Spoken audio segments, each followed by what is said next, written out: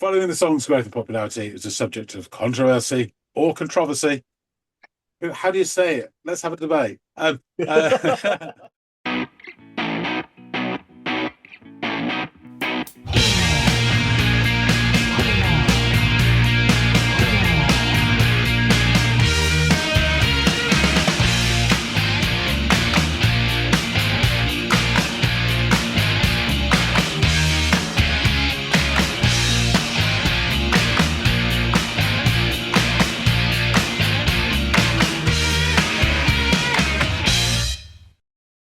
Hey everybody out there, welcome back to another episode of the Audiophiles. It's Andy, it's John, and as always, it's time to indulge in some music.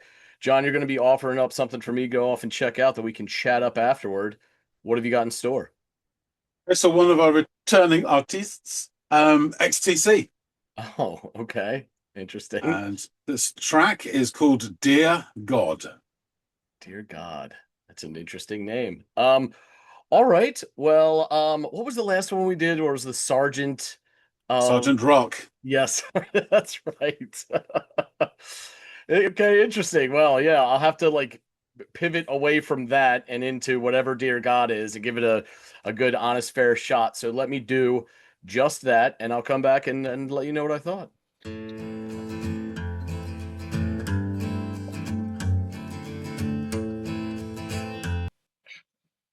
Rocky Raccoon right out of the gate. That's what that reminds me of, which is interesting. And, it's a great Beatles song. So what's not to like about a little similarity there? Yeah, let's pull that back. Very, very pretty acoustic guitar.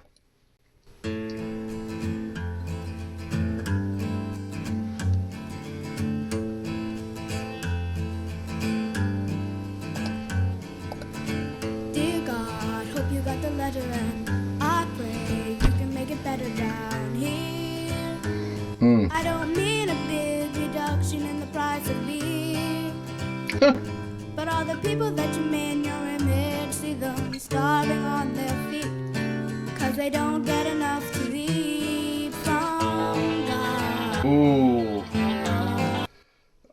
First of all, was not expecting that sort of youthful, childlike voice to start things off. That's not Andy Partridge. But effective, because it instantly grabbed my attention, and it's a really good voice. It's a talented young voice. And when it resolved there at the end, the way that electric guitar came in with that motif sounded beautiful. Really, really beautiful, paired with that the already existing acoustic guitar. And the topic is interesting too, especially when these sentiments are being espoused by a voice so young, and you would think innocent, but they're not singing about innocence, perhaps the loss of innocence because of what you've witnessed at such a young age. So yeah, you got to chuckle about the caveat about this isn't a prayer for a reduction in beer price. This is something bigger than that. And yeah, it's made all that much more. It's always powerful when you hear somebody questioning or calling out to God about the current state of things. But it's extra. It adds this added layer of oof, when it's through the voice of a child. Sorry, I want to pull that back and listen to it again. I don't mean a big reduction in the price of beer, but all the people that you made in your image, see them starving on their feet. Yeah. Cause they don't get enough to eat from God. That guitar. Can't believe in you. Dear God, sorry to disturb you, but Okay. I feel that I should be loud and clear. We all need a big reduction in amount of tears. All the people that you made in your image, sit on fighting in the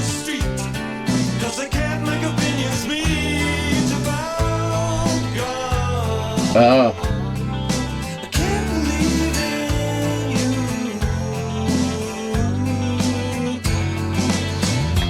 Did you make disease and the diamond blue? That bass. Did you make mankind after we made you?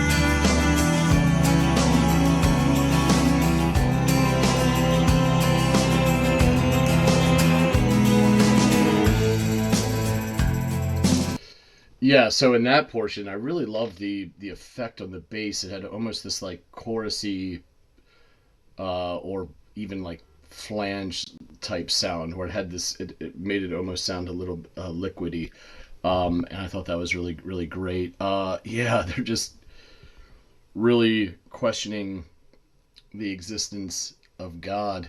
And it's like, how can we as people on Earth get through problems when we can't even agree on the concept of, or reality of, or the absence of a God? You can't really get behind something that you hope will be your savior if you can't even come to a consensus on it. Yeah, that's interesting stuff.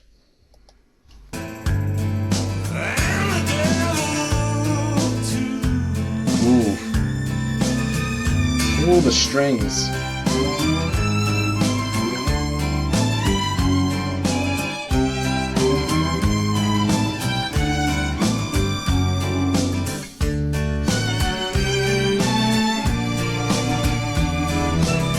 Dear God, don't know if you noticed, but your name is on a lot of quotes in this book.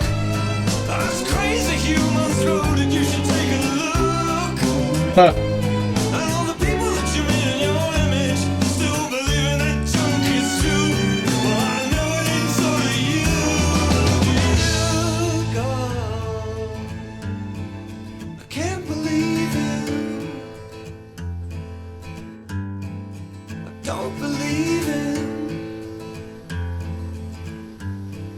I won't believe in heaven, hell, no saints, no sinners, no devils as well. Oh, yeah. Pearly gates, no thorny crown. You're always letting us humans down. The wars you bring, the babes you drown, those lost at sea and never found.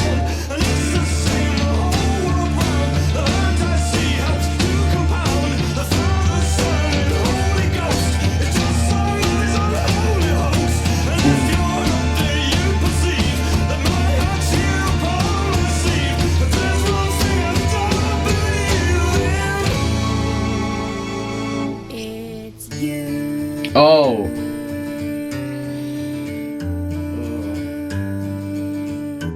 Dear God.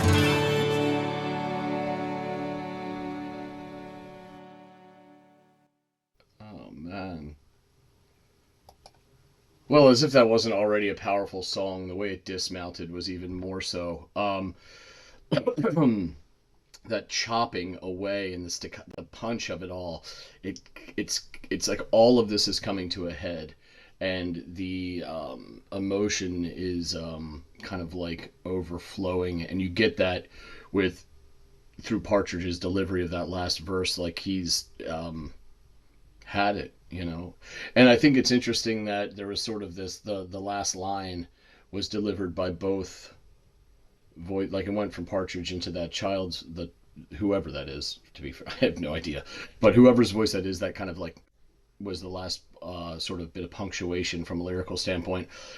One thing I find really interesting about this, as I mentioned, I don't know who that other voice is, the one who started and ended the track, but I love this idea that it's this, it could be, interpreted as it's the same person, but through their lens as a child and through their lens as adult, and throughout their life, they've grappled with this conundrum of the existence of God, and how there can be one when there is so much awful shit happening in the world. And this idea that you're hearing it from both perspectives of what could be the same individual, but in different iterations of their life, is very interesting and evocative. I don't know if that's what they're going for. Even if it's not, and it's just like, hey, this can be seen through a child's eyes and it can be seen through an adult's eyes. You don't have to be this jaded old individual to come to this conclusion. It can be observed through any point in one's life, by just living and witnessing this stuff. Yeah, this was really interesting. I love that. I mean, definitely got shades of Rocky Raccoon in that acoustic guitar, which I thought was really interesting. But that's kind of where, for me anyway, the similarities start and stop.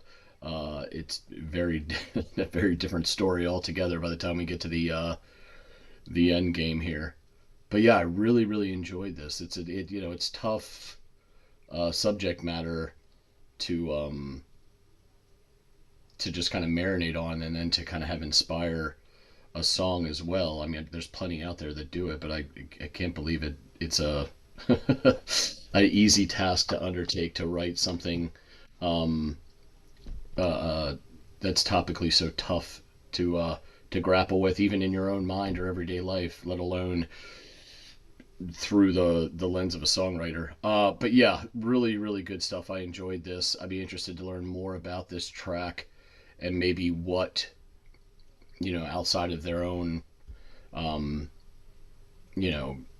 inner dialogue, or what inspired it, you know what I mean, like what brought this about. Yeah, evocative, you can't really argue that. But yeah, I'd be interested to hear what John has to say, so let's get back to him and chop this one up. Yaphet Koto is back. So you've had to listen to Dear God by XTC. Tell me what you thought. This was a really, really interesting listen. For one obvious reason, but there's also just aspects of the song musically that are really interesting as well. But the elephant in the room, topically, it's a very interesting, issue to illustrate through music and to grapple with, and then translate into a really interesting, good song.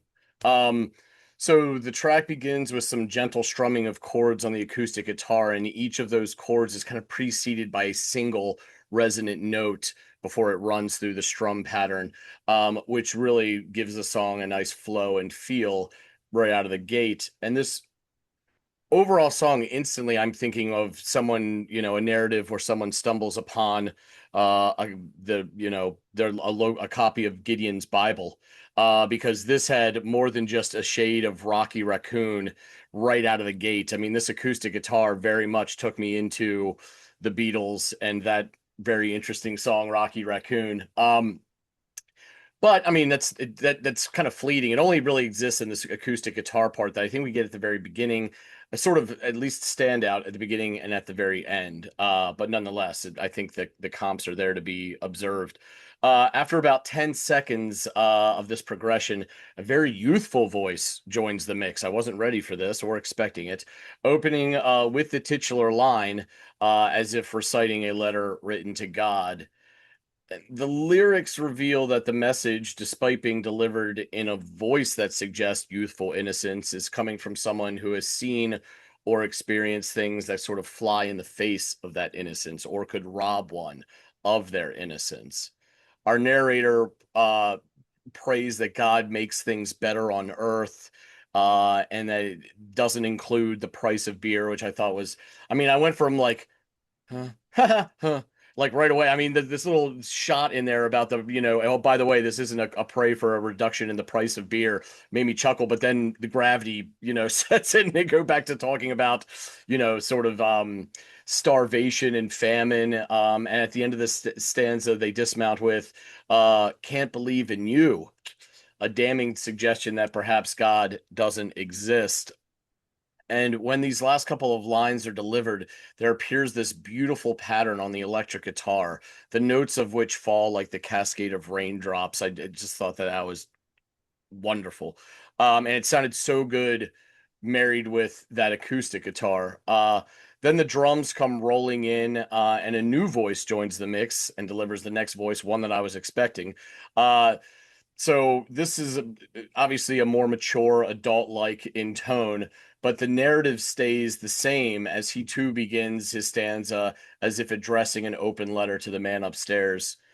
And within this message, he underscores that we on Earth need a reduction in tears, which is funny because it's sort of like that play on the reduction in the cost of beer. Um, as the people made in God's image are seen fighting in the street because they can't make opinions meet about God. Again, dismounting on that biting, I can't believe in you. So I thought this was really interesting, and I touch on this a little bit at the end too, because of how they wrap up the song from a lyrical standpoint or a vocal standpoint. But it's interesting to hear. It's almost like hearing the progression of one individual through their life, kind of landing on the same conclusion as it relates to the existence of a god. Like in their youth, they witnessed things that made them question it, and even as they got older, those thoughts only further codified. If you want to buy into the fact that the narrator is the same throughout this track, but we're getting a glimpse into their youth and then a glimpse into their adulthood. Either way, even if that's not the case, it is very interesting to juxtapose this childlike nihilist view when it comes to the existence of God to this adult one, which I just very interesting. Go ahead, John. Yeah, just not to interrupt you, but from the official video, which we couldn't use because it would have been blocked. Of course. It starts off with this massive tree, which is symbolic, perhaps of Judeo-Christian. But anyway, it comes down and there's a small child singing it, and then it goes on to the bits. And towards the end, you see these people hanging to limbs of the tree as it falls, and then the grown-up morphs back into, I mean, literally changing the camera shot into the child again. I think they do that just for the narrative, but I don't know if there is a hidden thing about it being the same person or not. Yeah. Not really shown that that's intended or not. It's an interesting take, though. Yeah. So the song then transitions to a bridge as those notes continue to fall like raindrops. And I have to say, the bass during this portion sounds great and slightly affected, which is a large part of the charm for me here during this part and the bass playing. As Partridge wraps up delivering the lyrics to this portion, did you make disease and the diamond blue?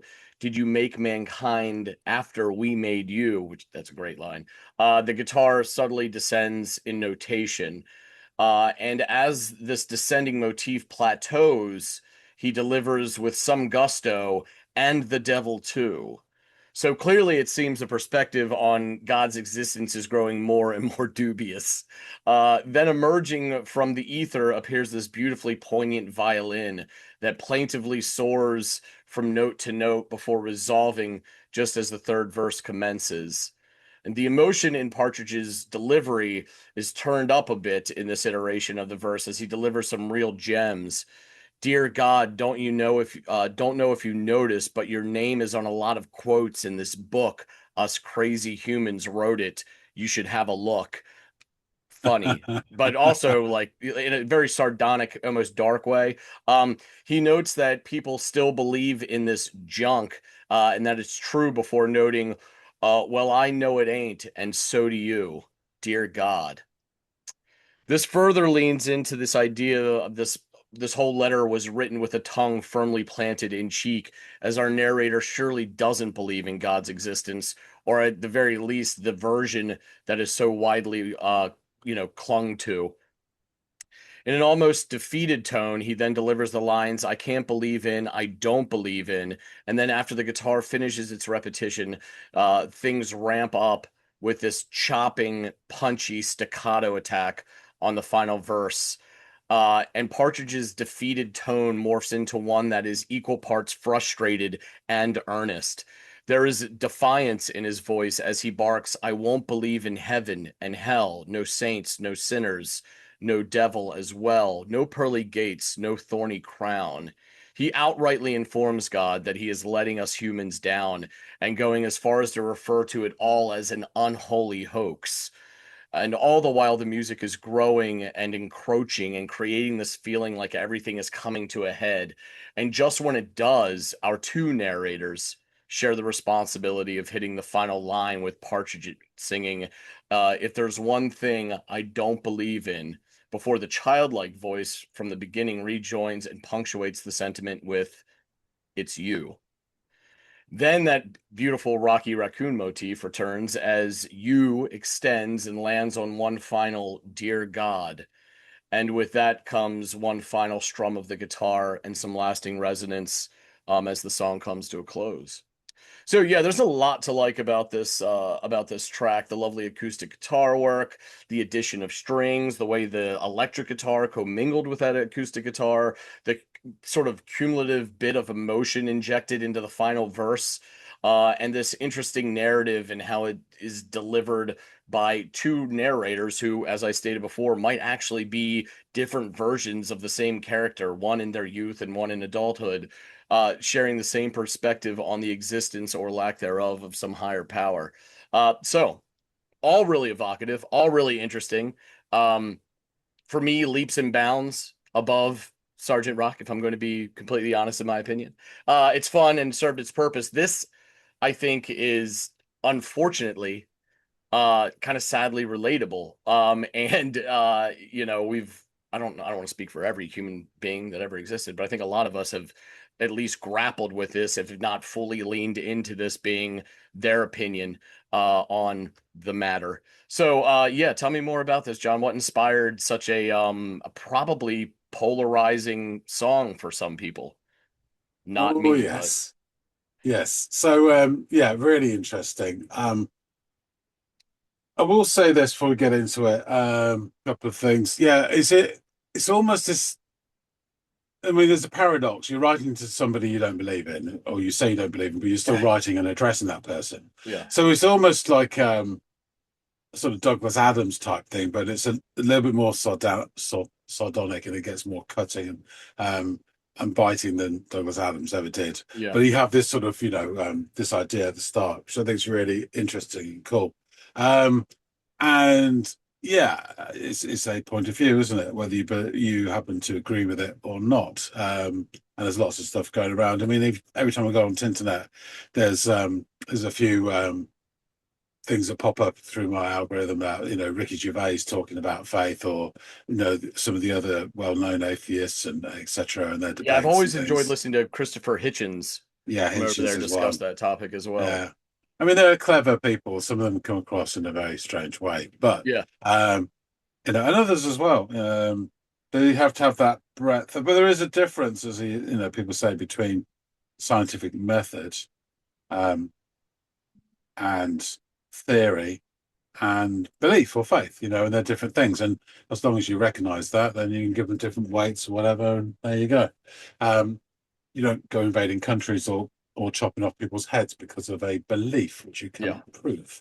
But anyway, so yeah, you rightly said we previously have covered Mara Simpleton, Helicopter, oh Heli, and Sergeant Rock. The very funny Sergeant Rock, yeah. So playlists, XTC. There's going to be loads more XTC stuff because they've done a lot of really, really good stuff, which I think overall is a little bit underappreciated. They are a very, very fine band. And this will be put into there, so you can go and check out previous episodes. I'm kind of doing scattergun. Sometimes I do it chronologically. This time I'm just wherever I feel like. Yeah. There may be a song from the album after this, or the one before it, or we may go back to the beginning. Who knows? Or dares to dream.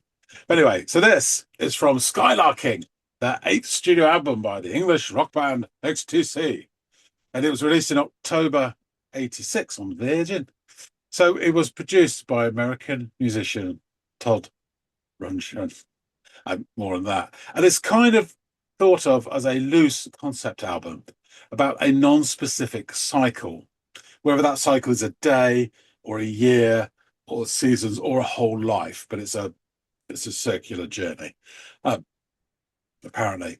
So the title of the album refers to a type of bird, a skylark, as well as the Royal Navy term skylarking, which means arsing about. Mhm. And it became one of XTC's best-known albums and is often regarded as one of their finest albums by some. Is a really, really good album, but I would not put it in the top 3 or 4. That's, different strokes, different folks. Upon release, Skylarking was met with indifference in the UK, rising in the album charts to the dizzying heights of number 90. Most people will never even see a chart that goes beyond 40 or 50, so yeah. While both of its lead singles, Grass, which was backed up with Dear God, and The Meeting Place, both peaked at number 100 in the singles charts, which is basically 5.5 copies each. In the US, Dear God became a college radio hit, causing the US distributor Geffen Records to recall, come back, all the albums, and let's reprint it with a hit track on it now. And it propelled it to number 70 in the Billboard charts, which is, in terms of scale and numbers, that's probably 10 times the UK are. Following the song's growth and popularity, it was a subject of controversy or controversy. How do you say it? Let's have a debate. There's a controversy in the US, inspiring many angry phone calls to radio stations and at least one bomb threat. Jesus, like that. The irony in that. I know. So godly, you're going to threaten violence via a bomb. Cool. Oh, yeah. But during a routine meeting in early '86, Virgin Records executives threatened to drop the band from the label if their next album failed to sell more than 70,000 units. One reason why the band were not selling enough records, the label reportedly concluded, was they sounded too English. As was the case for their other records, the label refused the band to act as their own producers, even though Partridge was already established as a producer of other artists. He produced other stuff, right? But no, he wasn't allowed to do on his own. So they were given a list of American producers, and the only name they recognised was Todd Rundgren's. The collaboration proved to be difficult, and I'm just going to a bit of detail because it's fun, especially for Partridge. The newest disagreements arose over drum patterns, song selections, and other details. Partridge characterised Rundgren's musical preference as completely contradictory to mine. For instance, suggesting a fuzz guitar overdub where Rundgren wanted a mandolin. According to the producer, essentially, it was a kind of preordained by me what the record was going to be, which is something they'd never endured before. I think Colin and Dave trusted me, but Andy never did. Gregory intimated that Todd and Andy were like chalk and cheese. As personalities, they didn't hit it off from the start. Things went from bad to worse. Partridge was satisfied with Rundgren's arrangements, but was frustrated with some of the producers' patronising and so bloody sarcastic remarks. She said, I think there's a bit of pot on the kettle black here, because I imagine Partridge would be exactly the same. But I thought Americans didn't understand sarcasm. That was irony. As he remembered, Todd would ask how you were going to do the vocals, and he would stand in front of the mic and do one run through to clear your throat, and he'd say, that was crap, I'll come down and I'll record me singing it, and you can have me in your headphones to sing along to. Another line he recorded was, you can dick around with the track for a few hours your way if you like, I'm going up to my house. When you find out it doesn't work your way, give me a call and we'll record it my way. Rundgren said that there was the moment Andy said he wanted to cleave my head in half with an axe, but there was never anything physical, just verbal abuse. Okay, that's not so bad then, I suppose. The band routinely played the theme from the Munsters whenever they could see Rundgren come to the studio.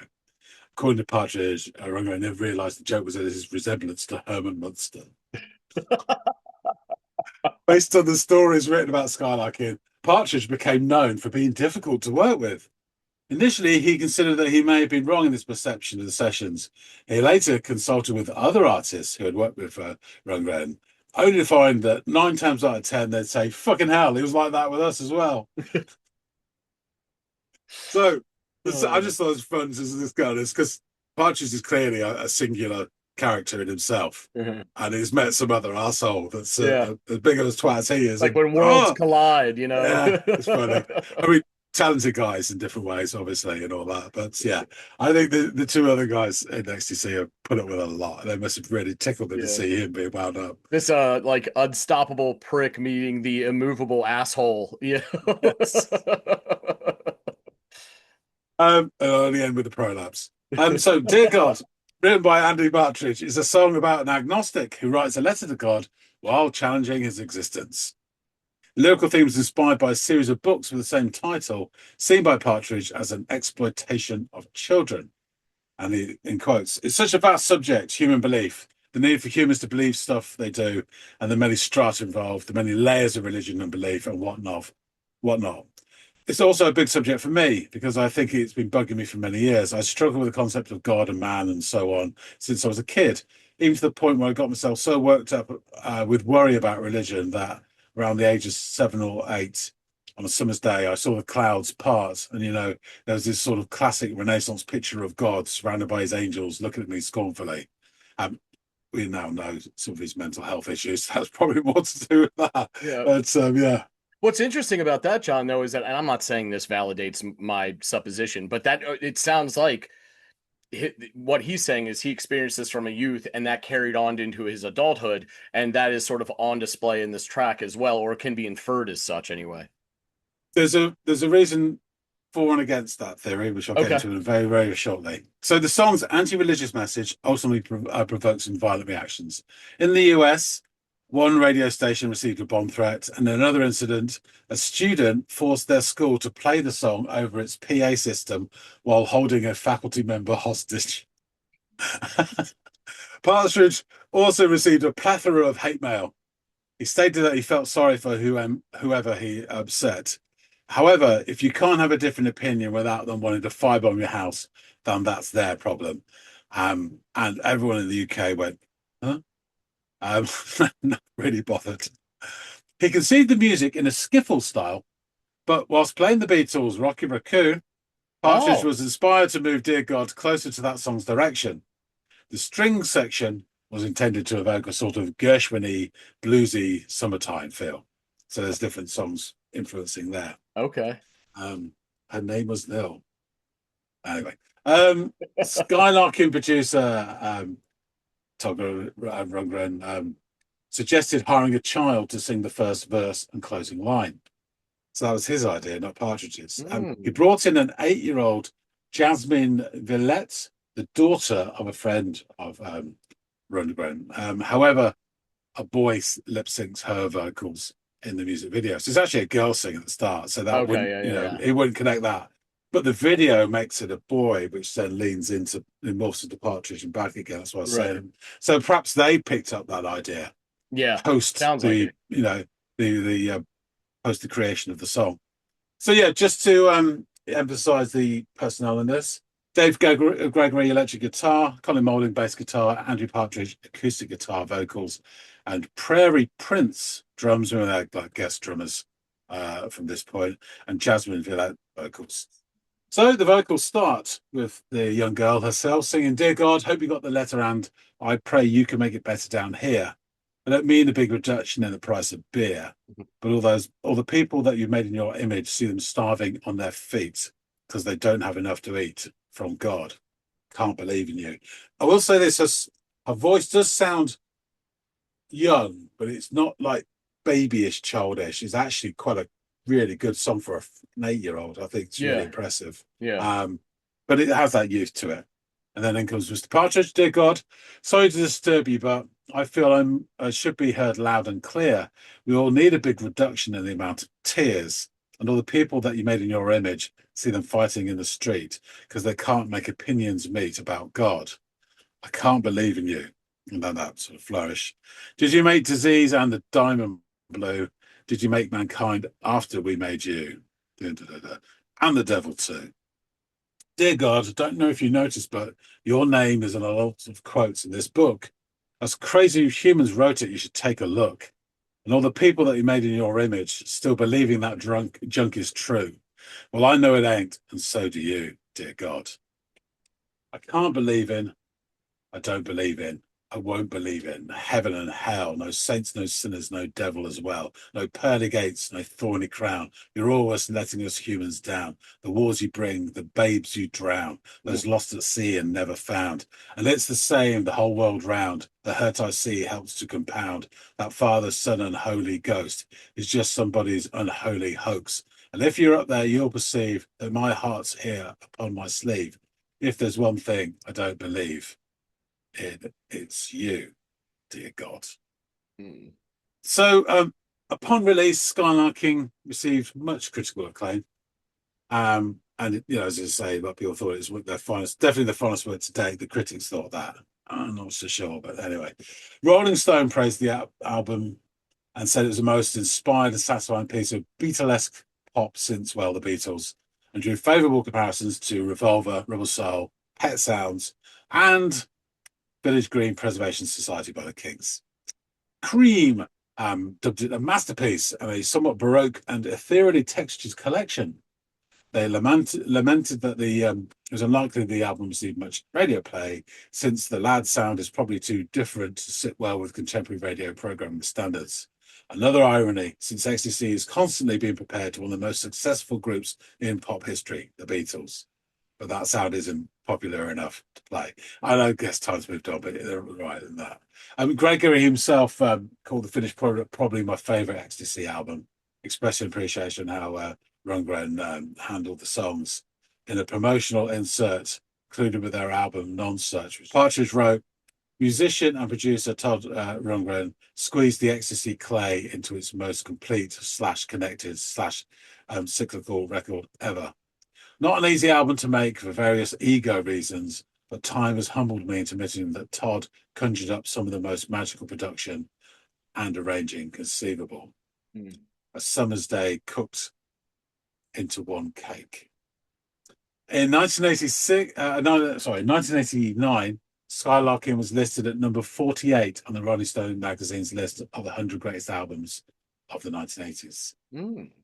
Pitchfork placed the album at number 15 in their 2002 list of the top 100 albums of the 80s. And the album was also included in the book 1001 Albums You Must Hear Before Synagogue. And there she blows in all its glory. Skylarking. It's on the same page as Steve Earle, Guitar Sound, Bad Brand. But if we go over the page, we have the boys outside the Salford Boys Club, Smiths. Fantastic. What's the next one? Pete Gabriel, So. Really good album. Other Way. And TMC, Raising Hell. Awesome. And then after that, Sonic Youth, It All. Throw Muse's first album, Paul Simon, Graceland. They have to ruin it with Slayer, Rain and Blood, but apart from that, and then Bon Jovi, Slippery When Wet. Oh, Jesus. But anyway, what a time to be alive. So there you go. So that's it. It's another little aspect in a different... you can hear how that sounds because Orange and Lemons is later from this. You can hear the progression where they started from the post-punk, the choppy, the different stuff, and then going towards this Beatlesque, some of it's sort of also chamber pop and very baroque as well.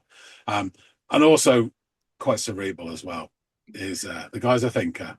Yeah. So yeah. And it's, as I say, I mean, in this country, the national religion is Church of England, and that's really for people who don't believe in religion. There's no enthusiasm really. There's people obviously do take their faith seriously, and fair enough.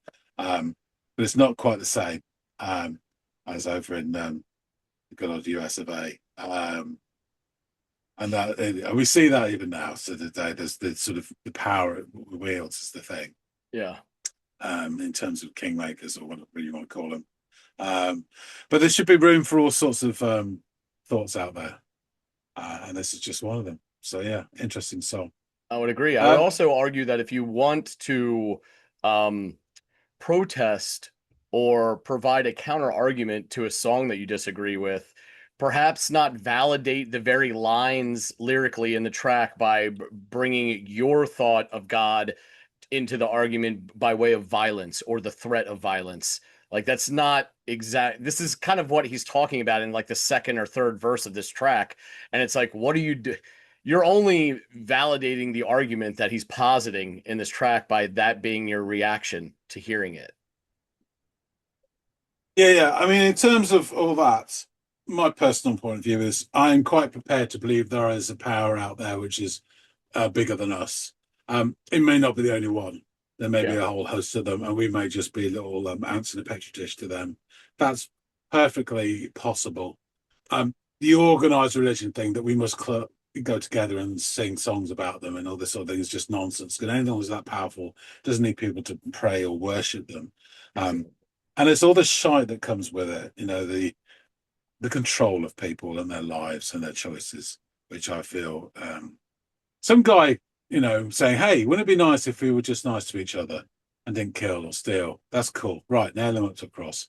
You know, it's crazy. It's crazy. You know, just be nice to people. That's all you need to do. Exactly. Don't judge them and all that shit. Unless they're a scouser, obviously.